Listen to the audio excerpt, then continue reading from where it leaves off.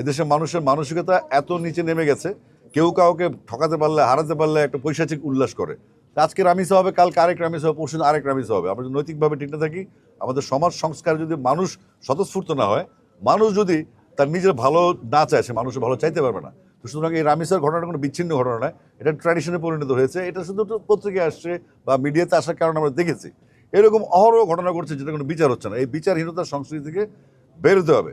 7 দিনের মধ্যে বা 24 ঘন্টার মধ্যে যখন ধর্ষক স্বীকার করে সে যখন আত্মপক্ষ সমর্থন, তখন কোর্ট কি, ডেট কি, আমাদের তাৎক্ষণিক বিচার লাগবে। প্রয়োজনে প্রকাশ্যে তাদের মৃত্যুদণ্ড কার্যকর করা হোক, যেন দৃষ্টান্তমূলক শাস্তি হয়, ভবিষ্যতে যেন কেউ এগুলো করার জন্য সাহস না পায়। যদি এভাবে রাষ্ট্র না আগায়, আমার মনে হয় বাংলাদেশে প্রত্যেক ঘরে ঘরে এই অটোরিকশার মতো, যেমন অটোরিকশা যেমন একটা সরকার অটোরিকশা কন্ট্রোল করতে পারে না, এখন এই অটোরিকশার মধ্যে আমাদের ভাইরাসগুলো ছড়া যাবে। সারা দেশে কিন্তু এগুলো হচ্ছে, মাদ্রাসায় বলেন, স্কুলে বলেন, কেউ কোথাও বাচ্চারা শিশুরা নিরাপদ না।